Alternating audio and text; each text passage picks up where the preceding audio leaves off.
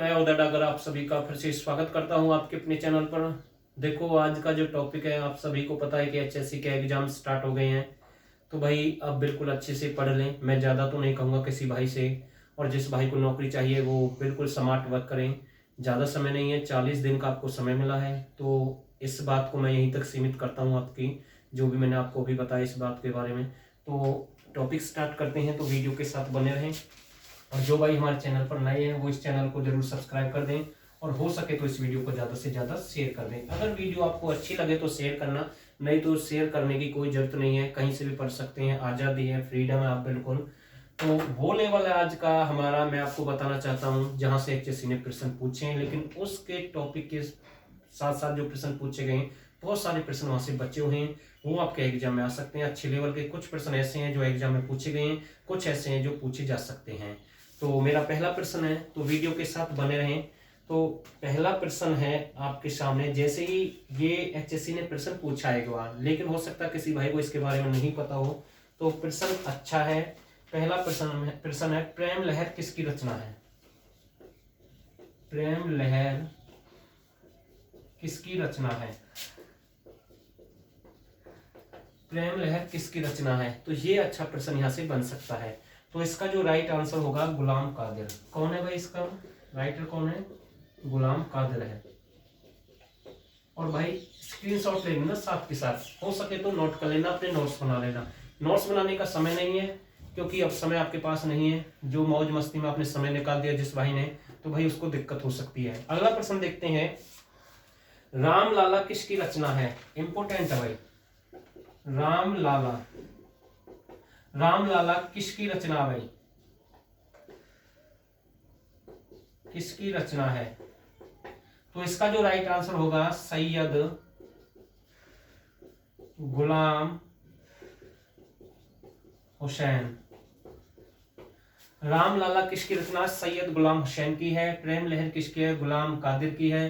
तो ये आपको ध्यान रखना है भाई, ऐसे प्रश्न आते हैं एग्जाम में। तो स्क्रीनशॉट ले। कुछ प्रश्न और देखते हैं, वीडियो के साथ बने रहें। अगला जो प्रश्न आप सभी के लिए काफी अच्छा प्रश्न है। एचएससी ने इस प्रश्न को पूछा है कि प्राचीन समय में हरियाणा की किस पहाड़ी के अंदर एक विलुप्त ज्वालामुखी केंद्र था? प्राचीन समय के अनुसार हरियाणा की किस पहाड़ी के अंदर एक विलुप्त ज्वालामुखी केंद्र था? तो जिस भाई ने तैयारी की होगी वो जरूर आंसर देगा। अरावली पहाड़ी है। कौन सी है? अरावली पहाड़ी है। कौन सी है? अरावली पहाड़ी है। ये आपको ऑप्शन में नहीं मिलेगा। अरावली पहाड़ी का ऐसा नहीं है कि एक ही क्षेत्र है, मेवात में भी है, गुरुग्राम में भी है, सोहना में भी है, महेंद्रगढ़ में भी है, कुछ क्षेत्र रेवाड़ी में भी है। तो भाई अरावली पहाड़ी तो है, लेकिन इसका जो दूसरा स्थान है वो पूछा गया कि वो कहां पर था भाई, केंद्र स्थान जो केंद्र था वो कहां पर था। तो मैं आपको बता दूं, ढोसी की पहाड़ी। कहां पर था भाई? ढोसी की पहाड़ी माना भाई एचएससी ने। क्या माना है? ढोसी की पहाड़ी माना। और यहाँ से कौन से ऋषि का संबंध है ढोसी की पहाड़ी से, आप हमें आंसर देंगे। और अरावली पहाड़ी का जो सबसे ऊंचा क्षेत्र है, चलो वो भी मैं आपको बता देता हूं, कुलताजपुर। कौन सा है भाई? कुलताजपुर है भाई। 652 मीटर ऊंचा स्थान है भाई। ये एग्जाम में पूछा गया भाई। ये अरावली पहाड़ी का सबसे ऊंचा क्षेत्र है, कुलताजपुर एक स्थान है, 652 मीटर ऊंचा है। ढोसी की पहाड़ी के पास ये पड़ता है क्षेत्र। ठीक है भाई। और एक विलुप्त ज्वालामुखी केंद्र भी था यहाँ पर प्राचीन समय के अनुसार, हम आपको बता रहे हैं। एक प्रश्न और यहाँ से बन सकता है कि अरावली पहाड़ी का प्रवेश द्वार किस जिले को कहते हैं? अरावली पहाड़ी का प्रवेश द्वार किस जिले को कहते हैं? तो नोट कर लेना भाई, एचएससी यहाँ से पूछ सकता है गुरुग्राम। तो किस क्षेत्र को मानता है? गुरुग्राम को मानता है। लेकिन प्रश्न यहाँ से एक और बन सकता है, फरीदाबाद भी ऑप्शन में मिलेगा। तो अगर गुरुग्राम नहीं है तो फरीदाबाद पर जाना है, तो दोनों मिल जाए, तीनों मिल जाए, लेकिन यही पूछेगा भाई गुरुग्राम पर आपको ध्यान देना। और यहीं से विंटेज कार रैली का आयोजन किया गया था। हरियाणा के किस क्षेत्र से विंटेज कार रैली निकाली जाती है? गुरुग्राम क्षेत्र से निकाली जाती है। प्रश्न आ सकता है किस क्षेत्र ने इसकी पहले शुरुआत की थी, मतलब किस कंपनी ने इसकी शुरुआत की थी? तो इसका जो राइट आंसर होगा स्टेटस एक ग्रुप था, उसने इसकी शुरुआत की थी। और 1964 में पहली बार रेल कार, जो आपकी विंटेज कार रैली है, इसका आयोजन किया गया था। लेकिन एक प्रश्न और जो पूछा है एचएससी ने, मैं आपको बताता हूं। विंटेज कार रैली का आयोजन गुरुग्राम क्षेत्र से किया जाता है, लेकिन स्थान पूछ लेगा भाई किस क्षेत्र से निकाली जाती है, किस स्थान से इसका आयोजन किया जाता है। तो आपको ध्यान रखना, सोहना की पहाड़ी। कौन सा क्षेत्र भाई? सोहना। सोहना की पहाड़ी क्षेत्र भाई। ठीक है। फरवरी मार्च महीने में इसका आयोजन किया जाता है। ये पुरानी जो कार हैं उनसे इनका संबंध है। प्राणी कारों की ये रैली है। एक साथ बहुत सारे प्रश्न बताए। अगर प्रश्न एक और आ जाए यहाँ से, कौन सा प्रश्न आ सकता है कि हरियाणा का प्रवेश द्वार किसको कहा जाता है? तो बहादुरगढ़ एक प्रवेश द्वार है जो आपका झज्जर के अंदर आता है, उसे हरियाणा का प्रवेश द्वार बोला जाता है। और पहाड़ी क्षेत्र की हम बात करें तो गुरुग्राम को कहते हैं अरावली पहाड़ी का प्रवेश द्वार। तो नोट कर ले भाई, स्क्रीनशॉट ले ले, बहुत सारे प्रश्न बता रहा हूँ। और किसी भाई को चाहिए कि हाँ मुझे हरियाणा जी के फुल कंप्लीट करनी है, और मैं एक ही बात बोलूंगा, 10 से 20 सेकंड का समय लूंगा कि जिस भाई को लगता है कि मेरा मैथ और इंग्लिश कमजोर है और मेरा सिलेक्शन रुक सकता है, तो वो हमारा पेड बैच ज्वाइन कर ले हरियाणा जीके का। आप यहाँ से उसकी भरपाई कर सकते हैं जो आपके मैथ इंग्लिश में नंबर कटेंगे। मैं दावे के साथ कह सकता हूँ अगर 23 प्रश्न आएंगे हरियाणा जीके के तो आपके 23 ठीक होंगे, अगर 24 आते हैं तो 24 ठीक होंगे, जितने आएंगे फुल ठीक होंगे। मात्र 199 रुपए इसकी फीस है, बार बार आपको पे नहीं करना है। HSC के हर एग्जाम में ये हमारा काम आएगा। पेड बैच न्यू पैटर्न पर आधारित है। अगर किसी भाई को लेना है तो 89 30 31 82 26 पर मैसेज कर दें।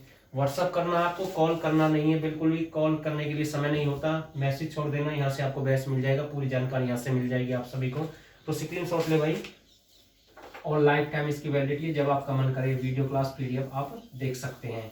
अगला प्रश्न देखते हैं जो काफी अच्छा प्रश्न है। संत हरदेव राम कौन थे भाई? इंपोर्टेंट है भाई, संत हरदेव राम कौन थे भाई? मैं आपको बता दूं हरदेव राम कौन थे, संत के नाम से भी आ सकता है, लेकिन एक साथ मिलेगा आपको। संत हरदेव राम कौन थे? तो इसका जो राइट आंसर है, ये एक प्रमुख साहित्यकार थे। कौन थे भाई? एक साहित्यकार थे। कौन है भाई? एक प्रमुख साहित्यकार है। और इनका संबंध हरियाणा में कहां से है, ये आपको बताना है। कमेंट करके हमें आंसर देंगे अगर आपने इसकी अच्छे से तैयारी किया तो। ठीक है भाई, आपके लिए मैं ये प्रश्न छोड़ रहा हूं। ठीक है, गूगल सर्च करना भाई आप सभी।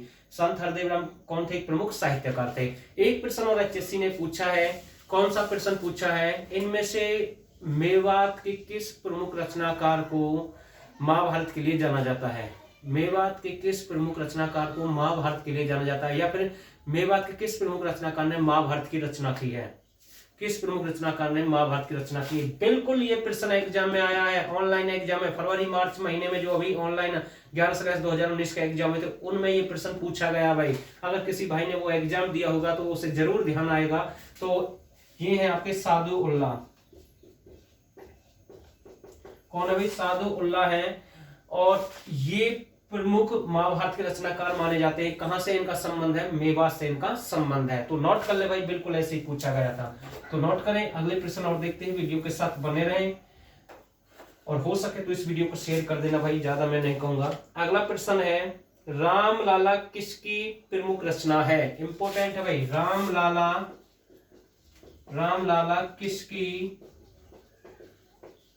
किसकी प्रमुख रचना है भाई? प्रमुख रचना है, इंपोर्टेंट प्रश्न है भाई। रामलाला किसकी प्रमुख रचना है? सैयद गुलाम हुसैन। कौन है भाई? सैयद गुलाम हुसैन। किसकी है भाई? सैयद गुलाम हुसैन की है। कौन सी? रामलाला किसकी प्रमुख रचना? सैयद गुलाम हुसैन की है। अब कुछ भाई घूम रहे होंगे, इतने अच्छे हाई लेवल के प्रश्न नहीं आते एग्जाम में, पता नहीं कहां से प्रश्न लेकर आते हैं ये टीचर। भाई दावा है हमारा, ऐसे ही प्रश्न आते हैं। अगर आप पढ़ाई छोड़कर भागेंगे तो भाई सिलेक्शन नहीं होगा आपका। कहीं आप सोच रहे हैं कि मैं आराम से पढ़ लूंगा, देखो मानते हैं हम आपकी बात, 25 प्रश्न आए, 23 प्रश्न आए, 22 प्रश्न आए, तो आप 17 16 18 हर कोई करेगा, लेकिन ऐसे पढ़ेंगे ना तो तभी आगे निकल पाएंगे आप। और अब मैं आपको एक और बात बता रहा हूँ, लूट मची हुई है। हमारा बैच ज्वाइन करें, हमारे यहाँ से पढ़ सकते हैं फुल कंप्लीट, वही जो एग्जाम में आता है भाई। दुनिया भर के चैनल हैं, दुनिया भर के इंस्टीट्यूट हैं, और इस लूट से आपको बचना है, समय बर्बाद नहीं करना है। जिस भाई ने पहले से तैयारी की है वो घर पर ही आराम से तैयारी करें, ऑनलाइन पढ़ लें, कहीं से भी कोई भी डाटा मिले, कहीं जाने की जरूरत नहीं है, नहीं तो आप समय बर्बाद करेंगे अपना। मैं इतना कह सकता हूँ आपसे, ठीक है ना। अब वो समय नहीं है भाई कि आप इंस्टीट्यूट ज्वाइन करें और वहां से पढ़ सकते हैं, क्योंकि समय निकल गया, आप उस समय पढ़े नहीं। और जिस भाई को लगता है कि अभी भी समय है, मैं तैयारी कर सकता हूँ, थोड़ा बहुत पढ़ा, तो वो देखते रहे, हमारे साथ जुड़े रहे, कोई दिक्कत नहीं है। अगला प्रश्न और देखते हैं भाई, रामलाला किसकी प्रमुख रचना है? सैयद गुलाम हुसैन की है। देखो मैंने कितना मोटिवेट किया आपको, कितनी बार बोला भाई एग्जाम होंगे, लेकिन आपने हमारी एक नहीं सुनी। जिस भाई ने हमारी सुनी उसको आज जरूर बेनिफिट होगा, वो 1.5 महीने बाद एग्जाम क्लियर करेगा और उसकी नौकरी लग जाएगी, इससे छुटकारा मिल जाएगा भाई उसको। अगला प्रश्न देखते हैं, 25 पुस्तकों की रचना किसने की? इंपोर्टेंट है भाई, 25 पुस्तकों की रचना किसने की? 25 पुस्तकों की रचना किसने की? इंपोर्टेंट है भाई, 25 पुस्तकों की रचना किसने की? तो इसका जो राइट आंसर है जैतराम। कौन है भाई? जैतराम एक रचनाकार है। कौन है भाई? जैतराम एक रचनाकार है। कौन है भाई? जैतराम एक प्रमुख रचनाकार है। इन्होंने 25 पुस्तकों की रचना की है। अगला प्रश्न देखते हैं। अगला प्रश्न आप सभी के लिए, भजनों का प्रसिद्ध साहित्यकार और रचनाकार कौन है हरियाणा से? भजनों का प्रमुख साहित्यकार किसे माना जाता है हरियाणा के अंदर? तो बिल्कुल अच्छा प्रश्न है, भजनों का साहित्यकार, या फिर मैं भजन कहूं, भजन का प्रमुख साहित्यकार। भजन का प्रमुख साहित्यकार किसे मानते हैं? भजन का प्रमुख साहित्यकार किसे मानते हैं? तो इसका जो राइट आंसर है गोरखनाथ। कौन है भाई? गोरखनाथ। एचएससी ने एक प्रश्न और पूछा था भाई, एक परमाणु विद्युत परियोजना हरियाणा के अंदर वो किस स्थान पर है? तो ये एग्जाम में आया था। और मैं आपको बता दूं 700 मेगावाट के प्लांट लगे हुए हैं। कितने प्लांट लगे हुए हैं? 4 प्लांट लगे हुए हैं 700 के। अगर मैं बात करूं 2800 मेगावाट बन जाता है। कितना बन जाता है? 2800 मेगावाट। और उसमें गोरखपुर था, सॉरी गोरखनाथ नहीं था, उसमें ऑप्शन में क्या था? गोरखपुर था। और बहुत से जो बच्चे थे, हरियाणा पुलिस के एग्जाम में आया था ये प्रश्न, और बहुत सारे जो स्टूडेंट थे जिन्होंने मीडियम लेवल की तैयारी की थी या फिर उससे थोड़ी सी हाई तैयारी की थी, तो वो गोरखपुर स्थान था उसे यूपी में समझ रहे थे, जहां से योगी आदित्यनाथ का संबंध है। लेकिन ये एक स्थान है, यहाँ पर आपकी ये परियोजना लगी हुई है। और ये कहां पर है? गोरखपुर आपका फतेहाबाद में है। तो ऐसे पढ़ना है, ढंग से पढ़ना है। अगर आपका गोरखपुर ऑप्शन में नहीं मिलेगा तो कुम्हारिया आ सकता है। एक बार आया ये ऑप्शन में, क्या आएगा? कुम्हारिया। ये कुम्हारिया ऑप्शन में मिलेगा। फतेहाबाद में परमाणु केंद्र यहीं पर है जो परियोजना आपकी। ठीक है भाई। दूसरा मैं आपको एक और बता रहा हूं, अगर ये नहीं मिले तो अनु मिलेगा भाई।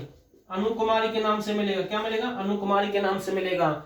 और परमाणु है, मुझे शायद थोड़ा सा डाउट है, परमाणु ही है ये जो परियोजना, विद्युत परियोजना। अगर मेरे से कोई गलती हुई है तो चेकआउट कर लेना। जो फतेहाबाद में आपकी परियोजना 700 मेगावाट प्लांट की, उसकी मैं बात कर रहा हूं। तो यही है मेरे हिसाब से, थोड़ा सा चेक कर लेना एक बार, ठीक है ना। स्क्रीनशॉट ले भाई साथ के साथ।